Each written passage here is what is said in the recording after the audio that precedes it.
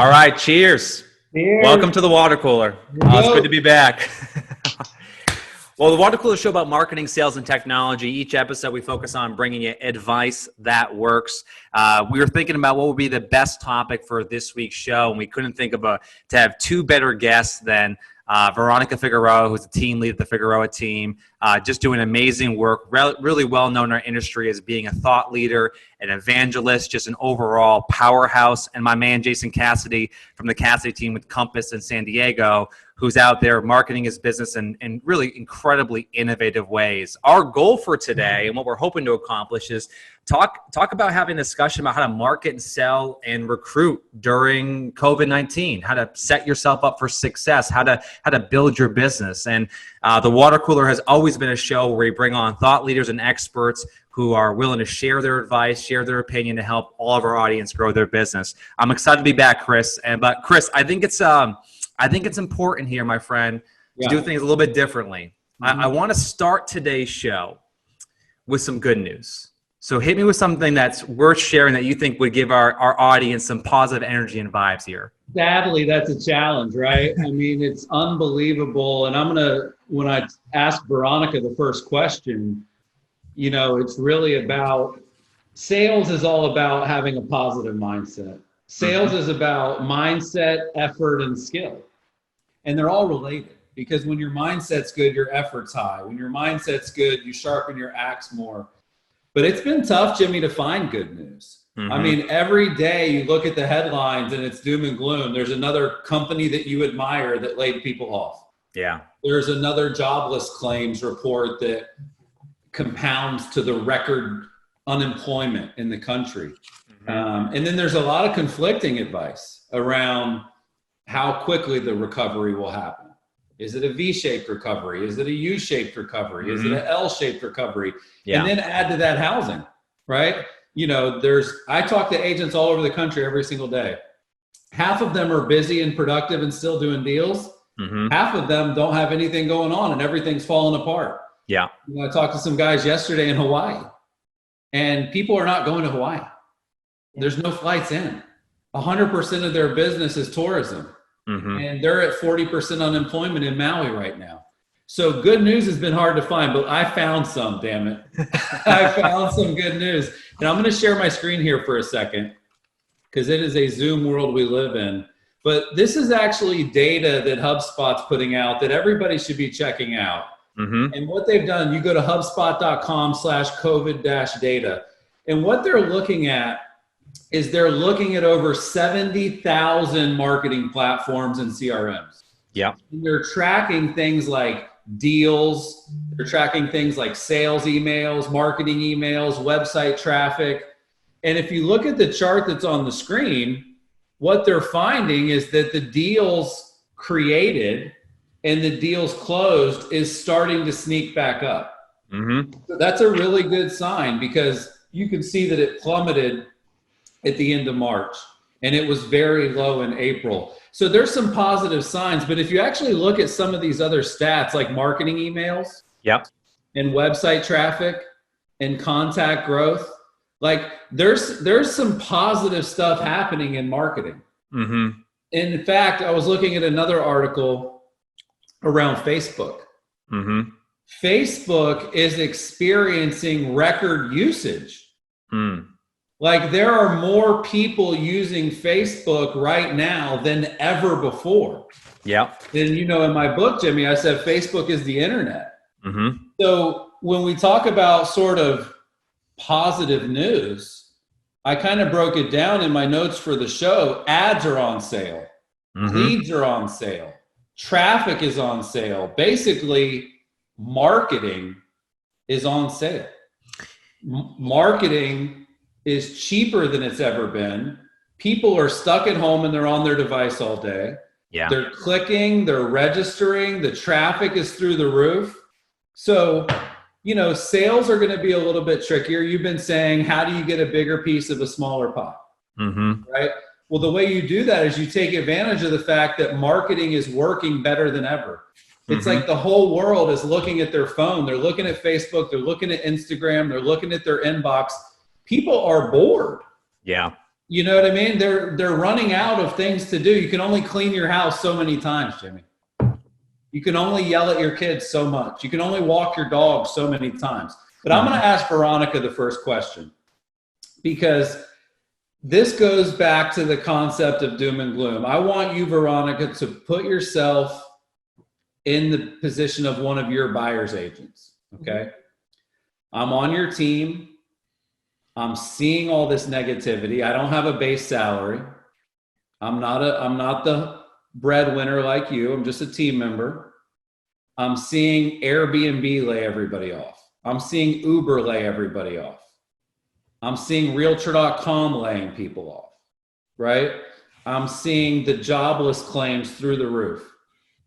What do you tell me? What is your message right now to your team in a world that has become 99% negative? What do you say to keep people excited, to keep them positive? Like, walk me through your thought process there, because I'm a very positive person by nature. So is Jimmy, and it's gotten to us. You are too. It's gotten to you.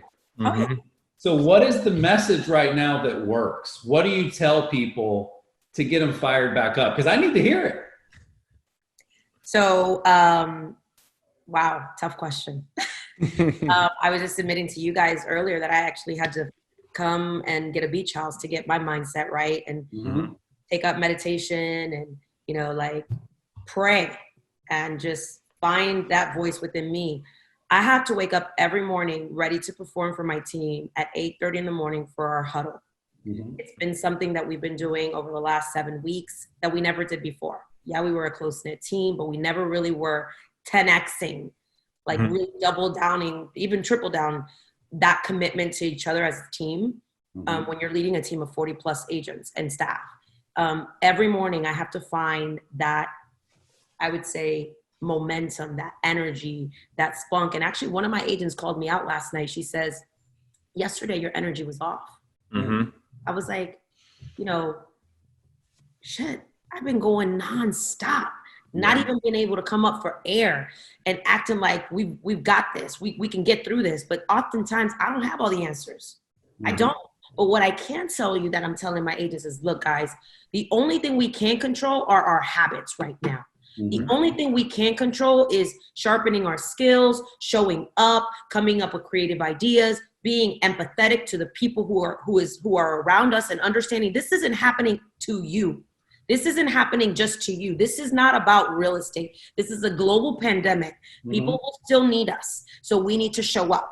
We need to show up for them. We need to let them know that we care and that we're checking on them on how are you doing today. Yeah. And the only way you can do so is by the habits that we say you should have been doing anyways when you were a real estate agent, that you claimed that you were a full-time real estate agent, but you really had part-time real estate agent habits. So now's the time where you get to show up for your clients, be not only an agent, but also a great human being to them and say, hey, how are you guys doing?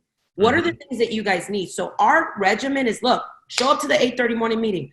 Turn your video on. I want to see your face. I want to see that you're out of bed. I want to make sure you're not wallowing in worries and sitting there and just being doom and gloom. No, we don't have time for that. You had about a week to do that. I'm going to allow you maybe a pass every 2 weeks. But to be on our team and to be able to ensure that you have a paycheck in the next 90 to 120 days, and I don't mean just one, I'm going to show up as a leader and remind you the things that you need to do.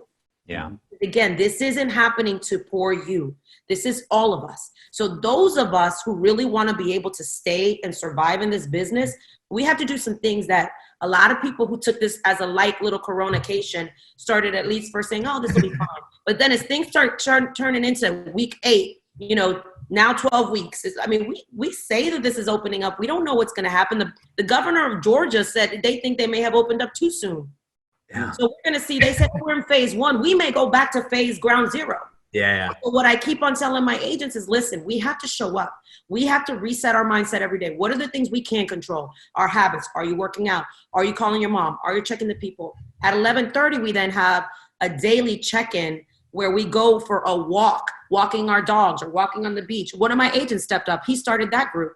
He says, hey guys, why? Because we've had 3 people on our team lose family members in the last 6 weeks. 6 weeks. I've had to send flower arrangements and be there for my team who actually lost family members. Mm-hmm. So it's not a what if. It's happened to some people. Yeah. And then I've had to also show up for them and say, hey, Joelle, you've got this. You know, we're going to get through this. What can we do to support you, right? And you know what he says to me? Don't stop the 8:30 in the morning meetings. Don't stop holding me accountable. Don't stop letting me know that I have to continue to go out there and do the things. It's my therapy that we are close knit, that we are holding each other accountable, that I have this family community that I get to say are not only my business partners, but my friends who have helped me get through this time when I lost my father. Mm-hmm. So to me, what I'm telling my team is like, look, we get to wallow a little bit. 1 or 2 days we were down, and every once in a while that anxiety. But we still have to do the things that we're expected to do, which is show up, be a leader for your clients, for your families. Just show up. And you know what? You have permission to every once in a while fall back.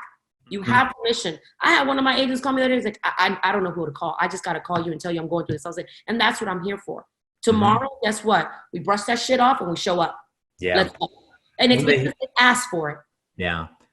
What I hear you saying, Veronica, which I think is so important, I want to get Jason's reaction to this as well, is you're saying in order for you to lead the way that you're describing, which is in this case, getting people to understand that their habits are really going to dictate the results they're getting, you personally have got to get yourself in the right mindset. You personally have to get that energy. And whether you call it momentum, I wrote that down, which I liked, you got to sort of manufacture that at times, right? Because it's not there. Because you, in a lot of ways, I'm sure, feel the same way as your team does. But, you know, the limelight is a lot brighter when you're sitting there having to lead that call. So I think that's a really smart way of thinking about it. Because I think a lot of times this goes back to this basic idea, guys, that ultimately, if you're going to be a leader to your team, like you have got to first and foremost take care of yourself. Because if your mind's not right, then they're going to see right through that. Jason, from your perspective, building on what Veronica was saying, go deeper in terms of where you think, from your perspective, you're adding the most value to your team. Because I think Chris's question is spot on.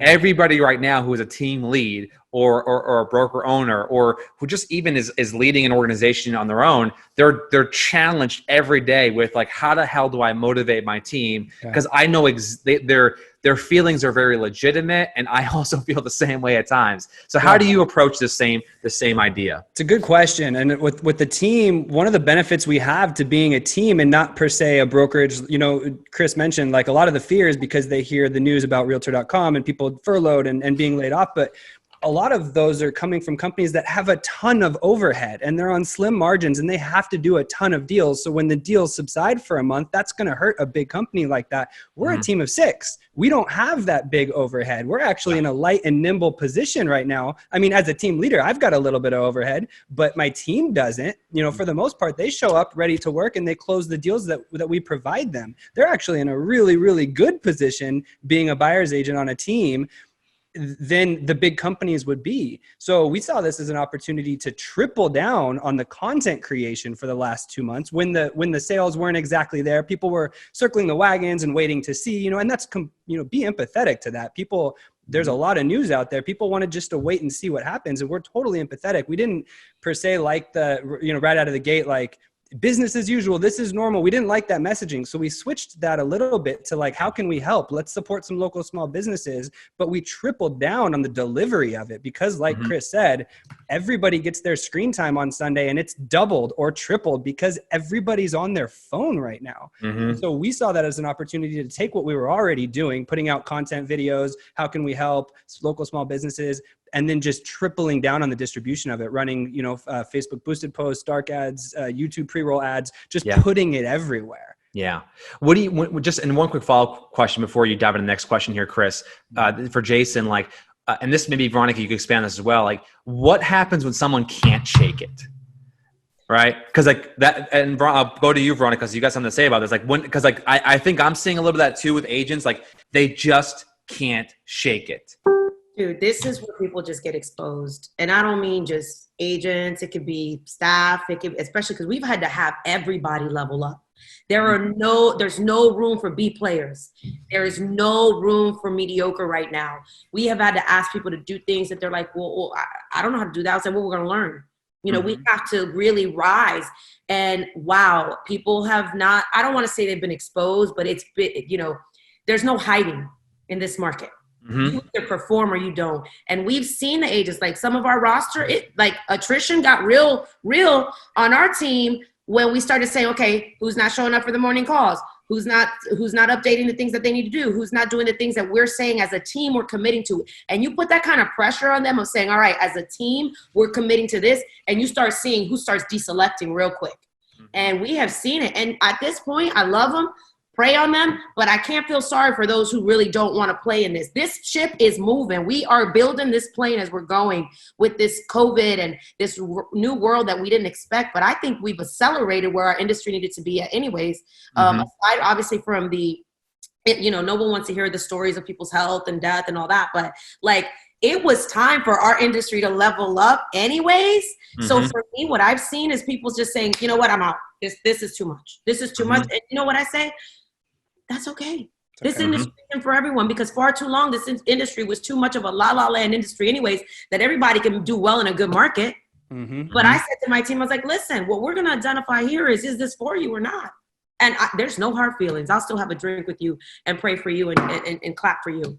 But I have seen people deselect where they're like, I can't do this. And let me ask you a question, Veronica.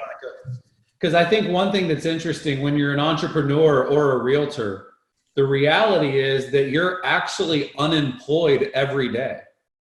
Like when you're in sales and you're commission based, you wake up unemployed every single day.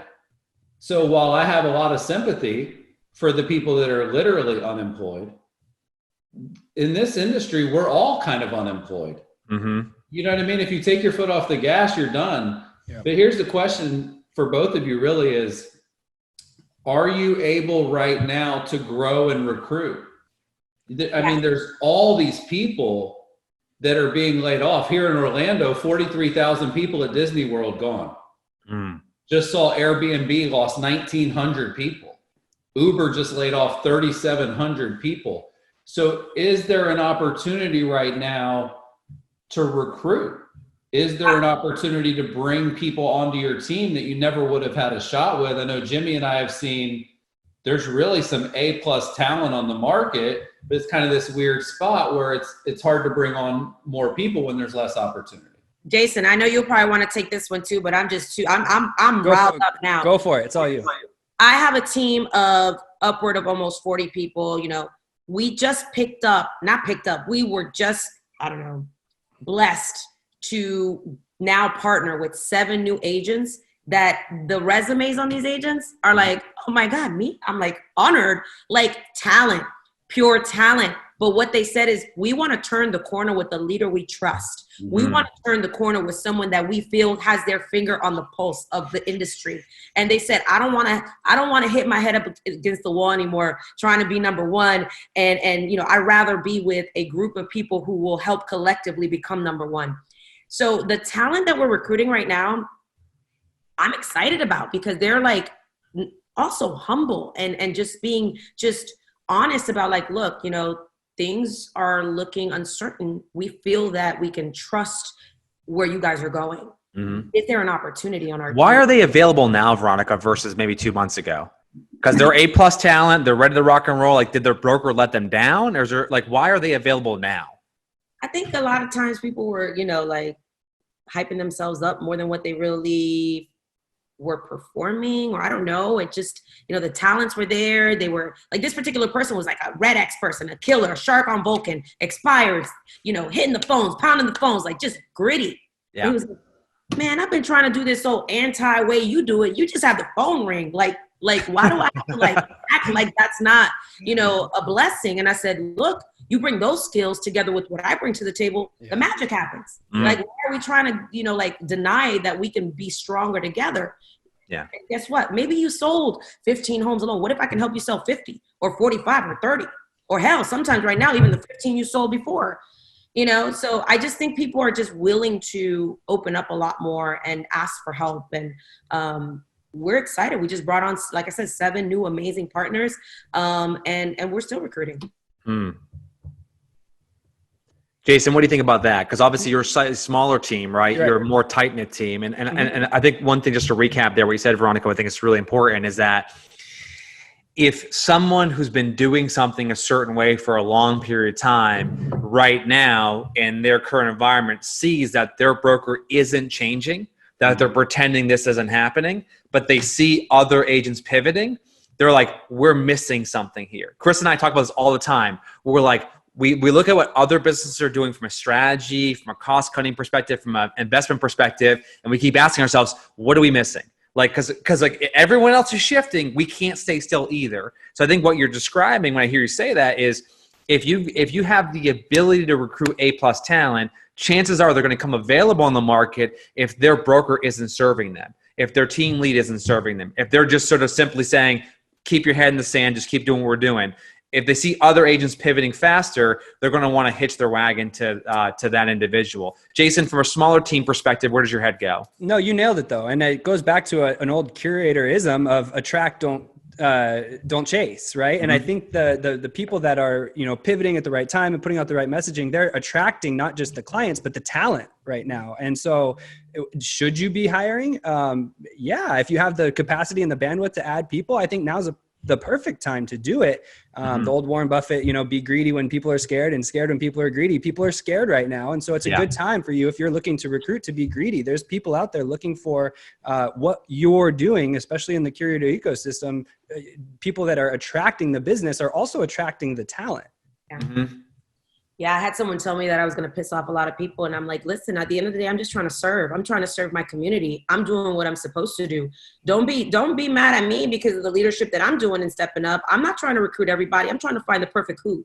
Yeah. And if I find people that are good culture fits for my company and my organization, that is, to me, what I keep on telling my agents, the agent of the future, which is the agent of now. If you're not adapting to what you need to be doing now, like, you may have to deselect. So I'm trying to curate, this talent for the future.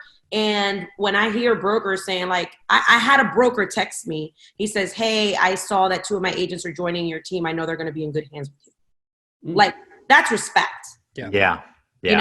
And, a lot of times this industry, again, was so downplayed of like, hang your hat at the cheapest shingle. This is proving that people want leadership. I have like 2 quick follow-up questions there, and I want to get Chris's input on this, to weigh in on this in terms of the talent. But you said the word agent of the future. Define for me what that means to you. Because if you're a team lead, you're a broker, right? And you're trying to build the agent of the future, what's different about the agent of the future versus the agent of, let's say, January and February? For me, it's really not really big, extravagant things. It's things that agents weren't willing to do anyways. They've got to embrace social media. They have to be on video. They have to be accountable. We're like, agents were like, hey, just log in your notes. I'm like, oh my God, like, why do I have to feel micromanaged? Look, to be in my world, you're just going to have to follow this. We're rewarding gamification. We're rewarding things through Sisu and little things. Like, let's call a spade, bro. Like, it's not a mystery that flex is coming in certain markets, right? We will all be working for all these app cities and home lights and all these systems where if the agent doesn't update notes, they're cut off in 7 days. Yeah. This mindset that agents of the past never had to pay success fees or didn't have to be held accountable or got their real estate license because they wanted freedom. The agent of the future, I believe, will adapt better. And that's why we don't mind talent that is only a year in the game or just newly licensed or less than 2 years, because they don't have a lot of that mindset that we had to overcome of what do you mean we're not getting paid 7% or 6%? Yeah. What do you mean we have to pay a 30% referral fee? What do you mean we have to pay a success fee? What do you mean I have to do video to join your team? Why do I have to submit a video to join your team? Well, because if you're not able to send me a video as to why you want to join our team and what you know about our team, and you think you're interviewing me, you're not going to send a video to the seller.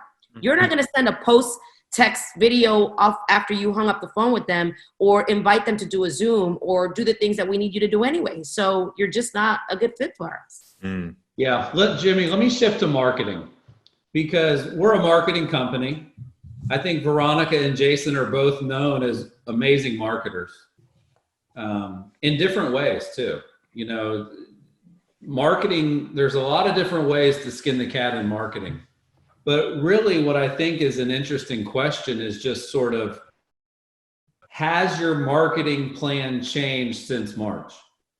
Like the way that you're marketing a listing, the way that you're marketing your team, the way that you're marketing your services, clearly open houses are off the table.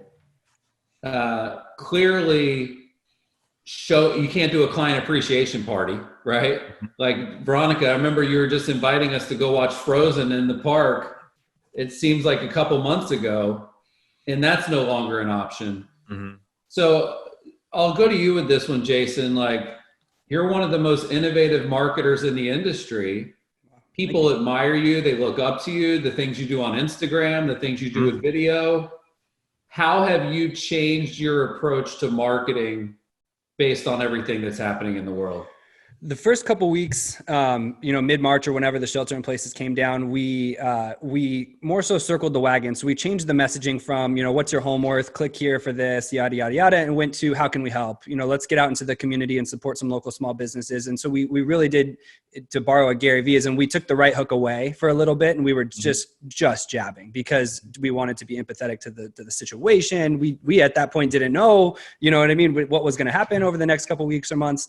And then it slowly, as we saw that this, we started to see the numbers rebounding, like the graph that you showed and things like that, we started to get back into more of the right hooks, what's your home worth today and things like that. But obviously we were aware and present of the situation that was happening. So instead of a normal market update, it may be, can you still buy a home, during COVID, or, how do you buy a home during COVID? So it's a little bit tailored. I wouldn't say that we necessarily changed anything on the blueprint though. Like when we do market a home, we don't necessarily do anything different than we did before, because we already did the 360 Matterport tours, which I think a lot of the agents that I see on my social media are like, we now do 360 tours, and that's how they've changed. But we kind of already did that. We had the Rico Theta and stuff like that.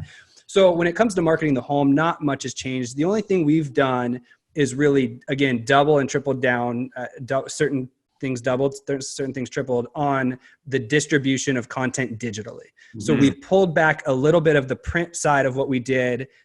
We cut our farm to a third of what it was, and we almost exclusively put that money into YouTube pre-roll ads. Yeah. And then we tailored a little bit with our Facebook spend as well. But again, why did you pull back on print? Because people are still at home. Like, what was the logic behind that? So honestly, it was actually came out, California Association of Realtors came out with guidelines saying that print pieces, non-digital marketing should be stopped. And so when they did that, we actually pulled back, and then we reallocated, and we're like, in a sense, this money can be better allocated. Or, you know what I mean? That's why we came to that decision. You asked me again in June or July or August, maybe I could put a little bit more back to it. I'm not sure yet, but I think the move is away from that for us, because we can more effectively spend that dollar. Yeah. And so one of the things I've heard you guys say a lot is that there's marketing and there's advertising. Advertising is just about ROI. You spend $1, how much do you get back? And I felt like advertising on the print side with the mailers we sent out could be better suited digitally. That's why we made that switch. Expand on pre-roll YouTube ads just for a second, because Chris was asking like how your marketing is changing. You've been big on this early. I think it's a new concept for a lot of people watching right now. Jason, what exactly are YouTube pre-roll ads, and how are people using that, or how are you guys using them today? Yeah. So YouTube pre-roll ad, if you watch a YouTube video and then there's an ad right before, I hit my thing. Right before the video plays, there's a little ad. You can usually skip it after 5 or 15 seconds or something like that. And then sometimes they'll actually be peppered into the video as well in the mid, not pre-roll, but in the mid. Basically, it's a commercial. And so if you have a YouTube and you have videos uploaded to it, you can then, using Google, because Google owns YouTube, you can create an ad set and run ads to the people that you want. It's almost like how Facebook was 3 years ago. You can still zip code target. Yeah. You can still, you can actually target based on what they've searched on Google in the last 90 days. So it's much more targeted than boosting like a video on Facebook. Yeah. And it really works effectively for us. In the zip codes that we used to farm, we can now show a video of a listing we did or a community video just to that zip code and say, hey, Solana Beach, which is this specific zip code. Hey, Solana Beach, you're watching this video, yada, yada, yada. And it's better than sending the mail piece, we think, because basically you're getting 2 or 3 cents per view. Like, it's way, way cheaper. Is it safe to say, because Chris likes to say YouTube is the new TV, Yeah. Right. Is it safe to say that YouTube is the future of farming?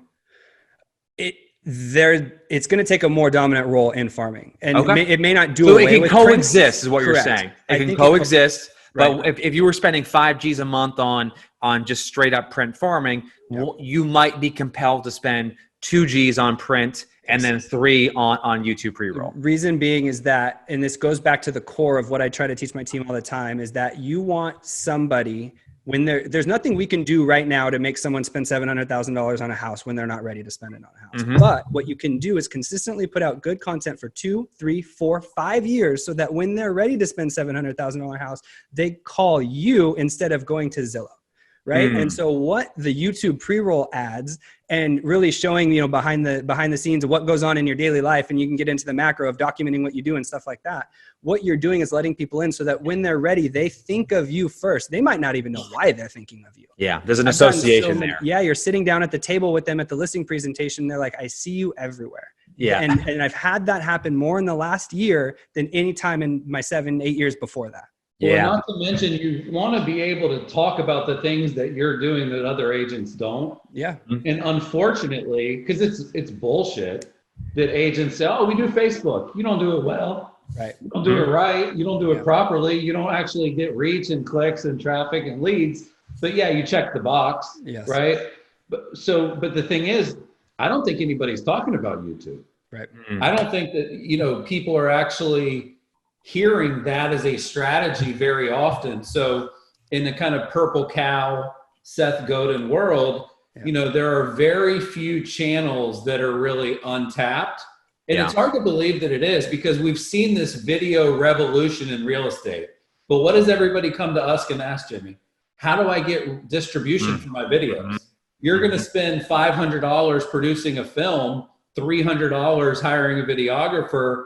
The least you could do is spend $50 or $100 more to get that thing out there. And the data that we've looked at is that you can get a lot of views on Facebook, but you can't get a lot of full views. Right. You don't get a lot of depth. You get a lot of width.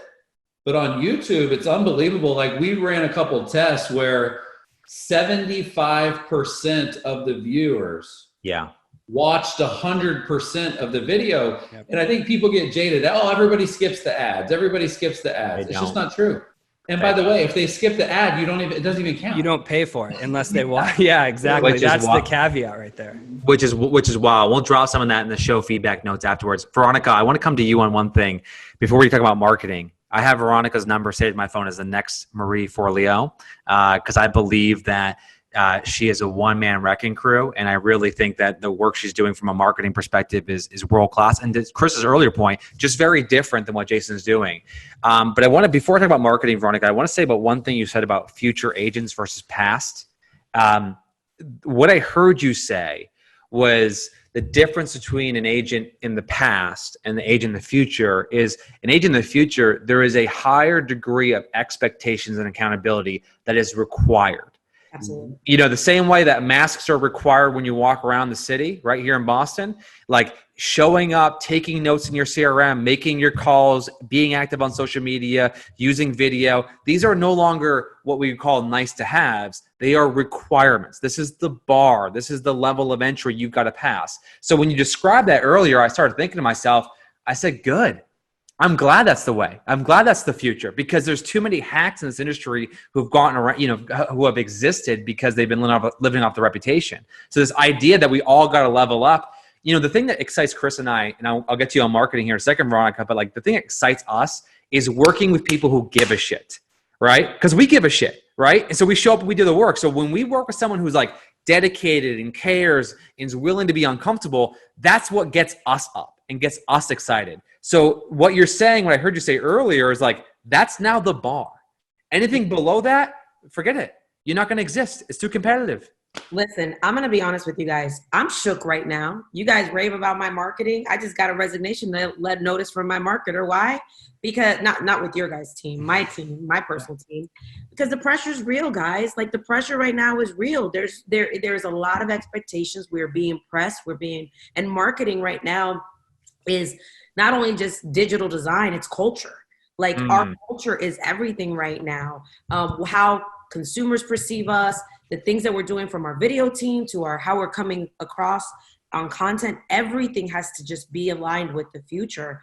And yeah, I mean, like it's not only the agent of the future, I think the employee of the future. I mean, I've even seen my employees that have staff members, there was pressure there. What do you mean? You know, like it was a lot of pressure where they were like, what do you mean I have to do this? What do you mean I have to learn this? Yeah. Like I remember telling one of my girls, one of the guys said, hey, so who handles your digital, like who handles all your like ad spend? I was like, oh shit, I don't have that. Mm-hmm. Like I need to get with the program. I got to do this whole new job description. I was like, all right, guys, we have to pivot. And they're like, say what? Mm-hmm. And my mind is like, well, like Chris said, the talent pool, I'm going to have to call Chris and Jimmy and be like, all right, guys, how do I hire for this? Because that's the next call I'm going to make. Because I just got laid that news right now, but we know how to pivot. That's what we do. You know, going back to what you said about the agent of the future, I think the employer, the leader of the future, a lot of businesses are having to pivot, not just the real estate agent. So again, this isn't happening to us. It's happening to everyone. Yeah. And we're all going to come out stronger. I think every business is going to level up. We have a few more minutes here before we have to wrap here for you guys, because we got rapid fire at the end of today's show, and this has been amazing. I know the audience is loving it, and honestly, just I think hearing you guys share your real stories on the ground level, I think people are relating to it, and I know the feedback's going to be off the charts here. One thing I want to talk about though is sales, because we're talking a lot about marketing and recruiting. But, you know, we are in the business of selling, and we are in the business of actually closing deals. I want to get, and I'll start with you, Veronica, and we'll pass it to Jason on this, and certainly get Chris's thoughts on this as well. You've got some great marketing campaigns going out. It's attracting leads. People are raising their hand. They're interested. How has sales changed? Like, is it okay to dial for dollars now? Or do we need to have a different strategy? Is it okay to do sales the same way you were doing it in February? Has there been any change at all? Because you don't want to call someone up on a lead and like say, hey, I hope you're doing well. Is everything okay? I'm checking in. Like, they get enough of that, right? Don't they want to talk about business at this point? Like, so how do you think about sales coaching for your team, given the current climate, without sounding tone deaf or without sounding like you're not aware of everything that's happening? Yeah.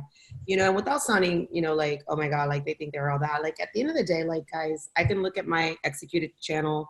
We've put 85 contracts under contract since March 14th, which is when we really were put on notice, right? I would say throughout the day. I've been tracking it. And, I monitor. I look at the sources, Sphere, Zillow, actually clients that'll actually say to us, I really feel bad, but like, I want to buy a house. And we're like, you shouldn't feel bad. Like if you have not been impacted financially and you have the ability to buy a home and the rates are working for you, have the score, like you should not feel bad. We want people to do what's best for them. So a lot of the conversation has been, Jimmy, like, hey, listen, just checking in on you guys. Just want to let you know we still have, a lot of buyers and sellers calling us. And we just want to be there for you. How can we support you?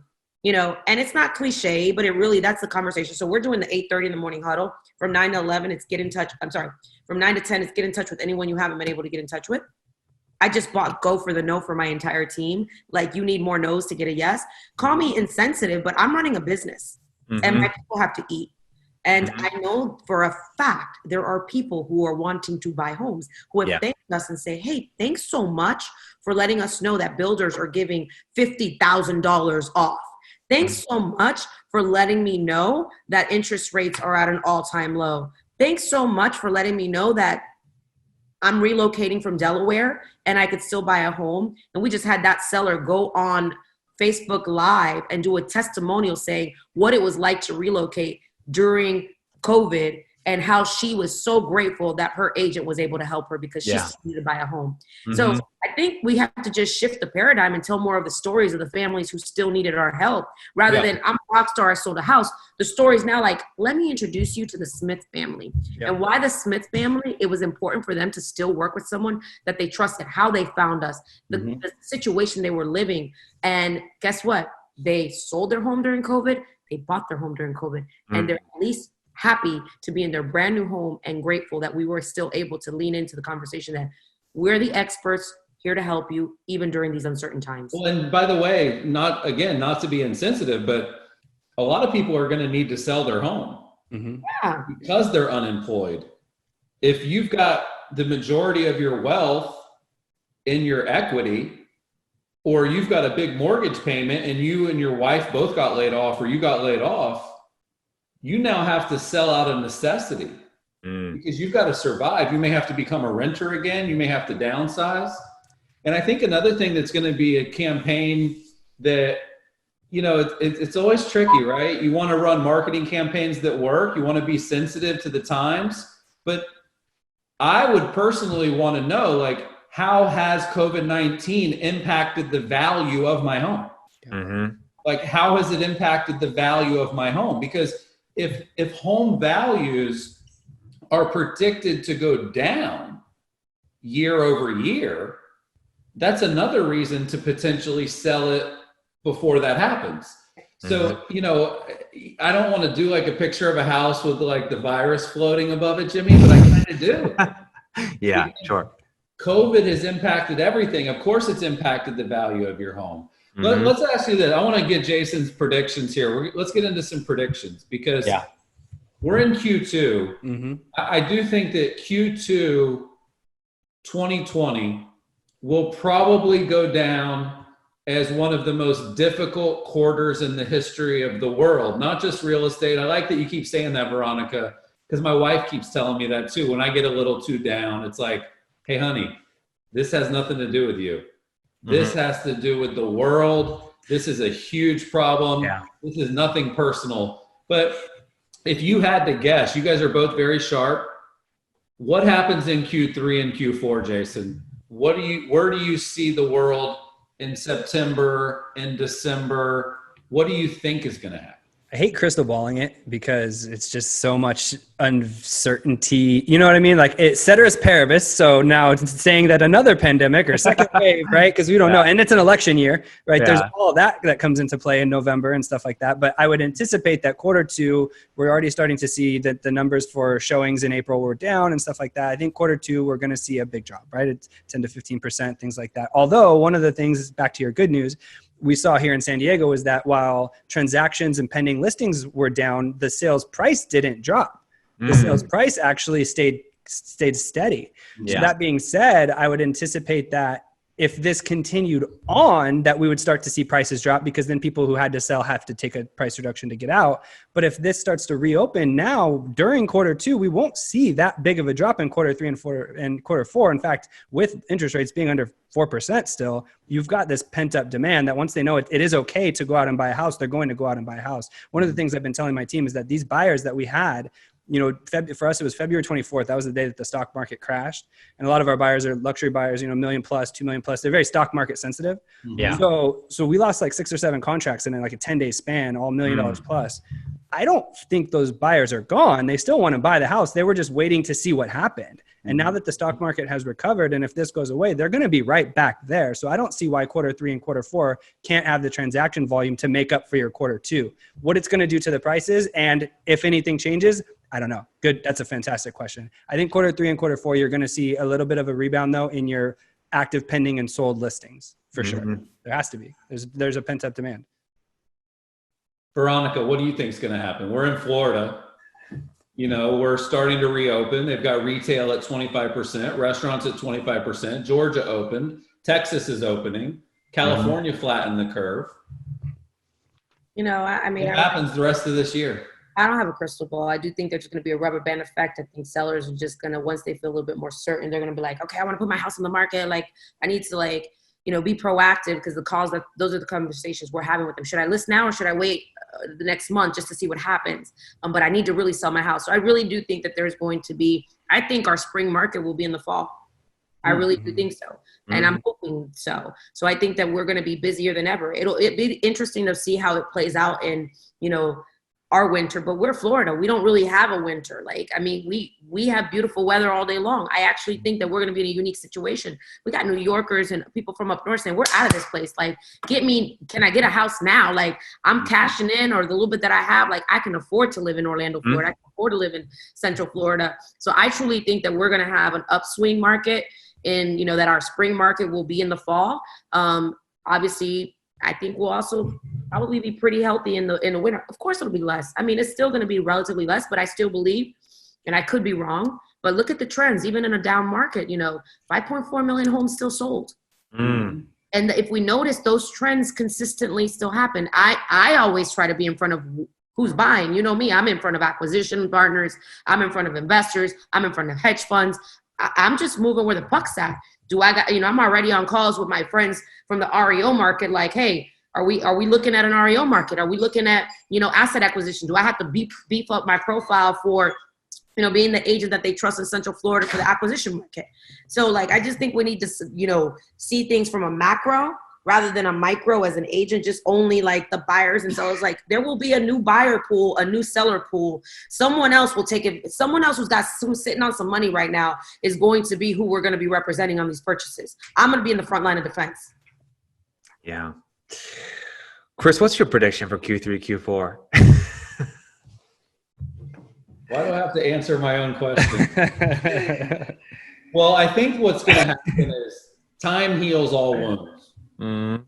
And I think that the entire country and the entire world and our industry, of course, it was just rocked. Mm-hmm. And I think when we talk about a new normal, we're going to be a little callous. Like, I can tell you that in the United States of America, it feels like people are tired of being sheltered in place. Mm-hmm. They want to be out and about. They want things to reopen. It's this really tough, balance between, the economy's tanking and you want to keep people healthy. I'm starting to see a lot of stuff around, like, people are going to be allowed to be out and about based on age. Mm-hmm. If you're under 60 versus if you're over 60. There's a lot of talk about that because those are the people more susceptible to getting the virus and having massive issues.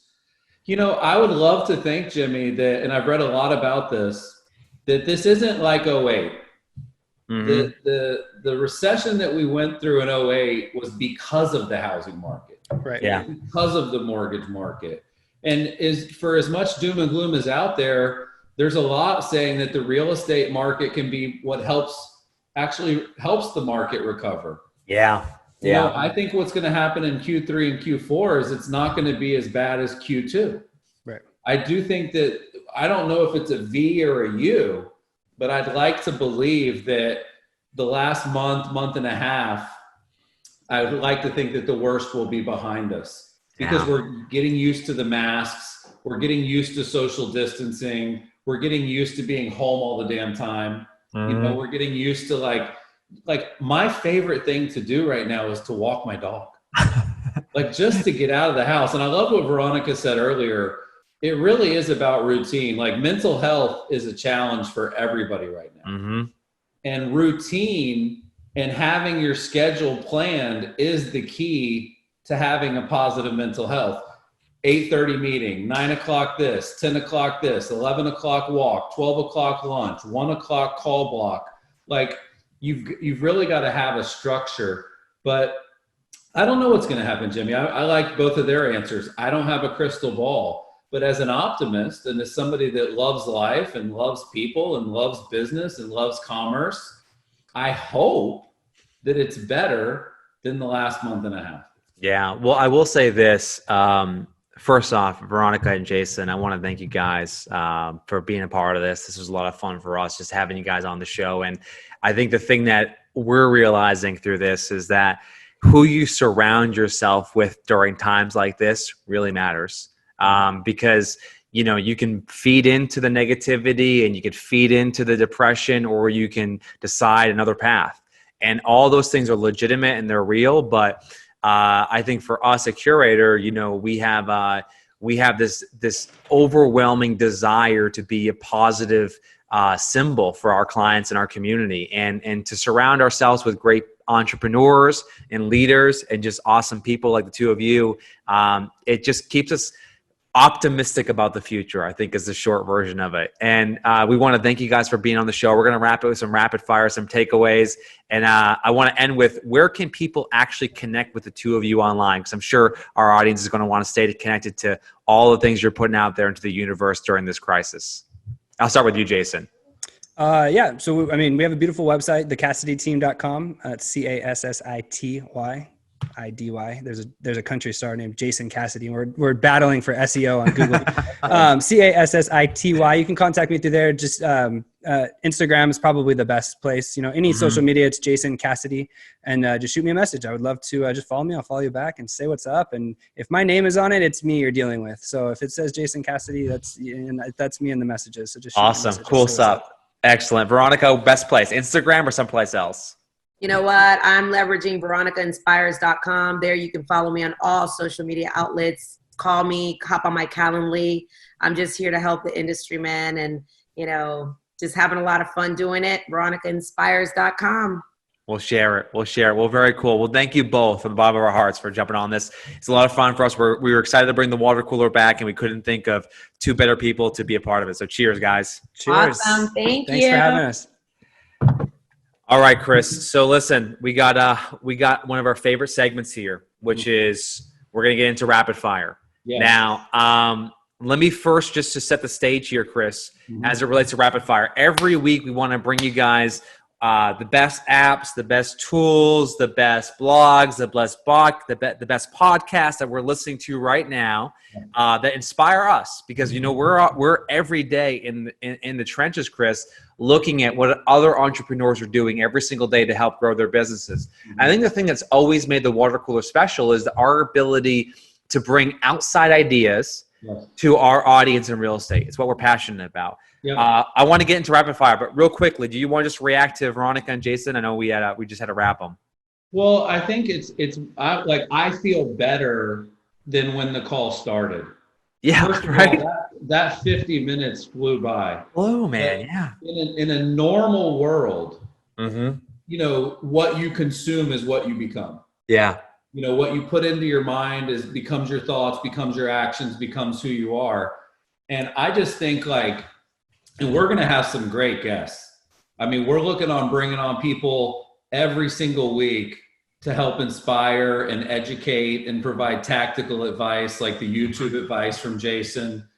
But it's just one of these things where if your ratio of consumption right now is 80% negative and 20% positive, you're going to be 80% a negative person. And I've been struggling with this because it's very hard to avoid the negativity, whether, again, it's the unemployment numbers or this company. I thought Airbnb was awesome. Yeah. Now Airbnb's man, it's fucking heartbreaking when you go back and you read all those LinkedIn posts of all those employees who were all in and they're part of the mission and they got laid off because of no fault of their own. But just you gave me an idea there that's worth sharing. For those of you in a position of leadership, which I think everyone is, frankly, regardless of your title, look at what Brian Chechesky, right, Chris, from Airbnb is doing in terms of how he communicates. This guy needs to give a master class on communication. He had to lay off 2,000 people and people who were all in on the brand. And I thought he did everything in his power to do it with grace and dignity in a situation where it's very hard to do that. But you're right. I like where you're going with that. What you consume is sort of, will really impact your day. The nice thing about, I was going to tweet this last night, but I will say the nice thing about having a partnership is being able to pick up the phone and call someone that you love and that you respect, and then have them be, your coach. Chris has always been my coach, right? So when I'm down and I'm struggling and I'm mentally just not there, just having that person. So if you don't have that person, Chris, you got to find it. Yeah. You got to find it, man, because if you don't have that, it's it can be a friend. It can be a business colleague. Yeah. You're absolutely right. You need a mental reset. You need everybody needs a Veronica. Yeah, seriously. I'm booking my flight to Cocoa Beach tomorrow. I'm down there to go see her. Let's get into rapid fire here. You are bullish on a blog, and it's a venture capital firm. And one of the partners is actually Pete Flint, who started Trulia. Yep. So talk a little bit about your favorite new blog and why you love it. Yeah, so Pete Flint brilliant entrepreneur. I don't think I appreciated Pete Flint as much when he was running Trulia as when he sold Trulia to Zillow. But Pete Flint started a venture firm called NFX. It's NFX.com. And Chris, just 30 seconds on this. He is putting out, and his team. He's got a team of other partners. Gigi, who's an entrepreneur from Israel. He is putting out what I consider to be like blue flame thinker content as it relates to what to do during this crisis. So all of us right now in this moment, Chris, are looking for what I would say, like, where's the playbook? What the hell am I supposed to do right now? I think Pete Flint is putting out, and his team at NFX is putting out the best content in the industry and beyond about what to do during this time frame. And one quick tip he has here, he talks about the importance of finding the balance between offense and defense. And it's a theme of NFX, which is like, you got to cut costs, but then you got to flip the switch and focus on growth even during this time. So check out NFX.com. That's NFX.com. Listen to their podcast, read their blogs, A+ content, Chris, across the board. It's incredibly inspiring to us, a curator, and I think our audience is going to love it. Okay, the next thing. Yes. We are neck deep in ad roll. A lot of people don't know what ad roll is, but ad roll is the premier retargeting technology on the internet. So when you have ads chasing you around, you visit a website, next thing you go, you see the ads on other websites, they show you the ads. But what is banner snack? I don't even know. I didn't look this up before. What is banner snack from ad roll? Let me share my screen. And for those of you who are listening to the audio only, the replay will be available on curator.com/live. That's curator.com/live. So Chris, I'm going to share my screen real quick. One of the things that we're super bullish on is leveling up across the really key channels where your brand really needs to be represented. And those channels include Google, YouTube, Instagram, Facebook, and web retargeting. So what Banner Snack allows you to do is it allows you to introduce something called animated advertising. So you can see here, I'm looking at Jason Cassity. If I hit this play button here, you'll see that we're able to actually introduce some animation with his retargeting ads. So Chris, we're now entering into the world where retargeting ads are best known for following you around the web when someone visits your website or in your database or engages with your ads on social media. What Banner Snack allows you to do is that it allows you to actually create animated retargeting ads that can help those retargeting ads you're already investing in, and you should if you're not, stand out. Make what our friend Matthew Shadbolt used to call stopping power. So you can see here, I have what we refer to as an ad roll pack. You can see the variations here on my screen, just showing you like what this looks like across the web. So a consumer goes to a page, they're reading an article, and all of a sudden this animation kind of pulls them into the ad.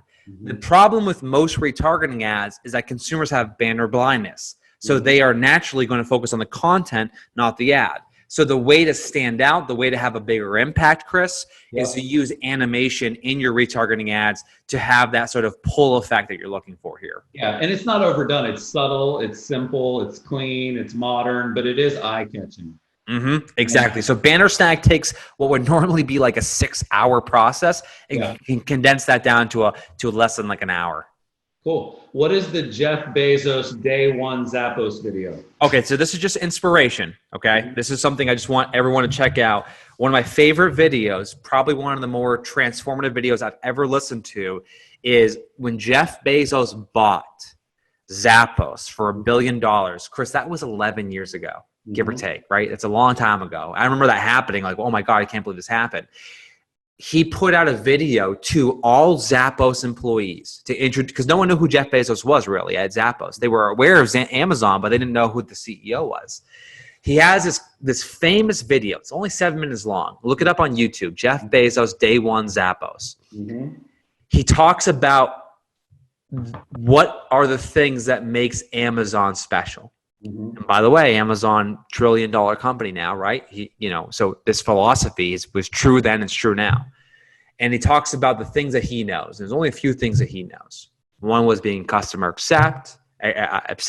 One was obsessing over innovation and inventing the future, just not accepting the current solution.